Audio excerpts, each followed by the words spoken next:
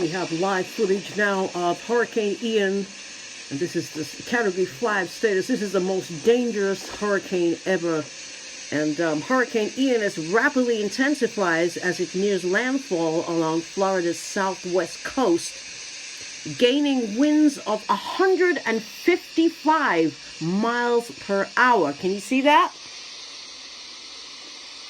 Right? Just shy of the most dangerous Category 5 status.